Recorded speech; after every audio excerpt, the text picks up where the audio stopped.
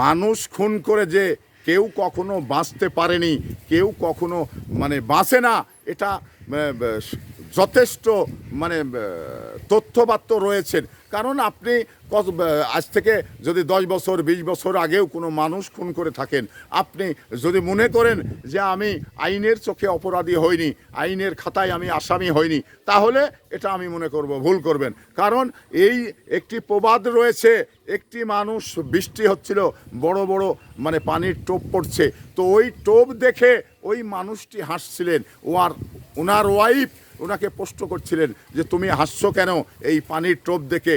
সেদিন কিন্তু ওই প্রসঙ্গ মানে উত্তর দিতে গিয়ে সে কিন্তু খুনের আসামি হয়েছিল। সে অনেক দিন আগে খুন করেছিল, সেই খুনেরই বহিঃপ্রকাশ ঘটে গেল।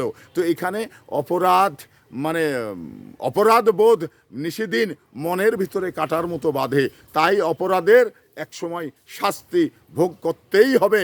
এটা মানে হাদিস এবং মানে রাষ্ট্রের বিচার। তো এই বিচার থেকে কেউ বাদ যাবে, কেউ বাদ গিয়েছে, এটা মনে করার কোনো কারণ নেই। এটা মানে আমরা অনেক গণমাধ্যমে দেখেছি।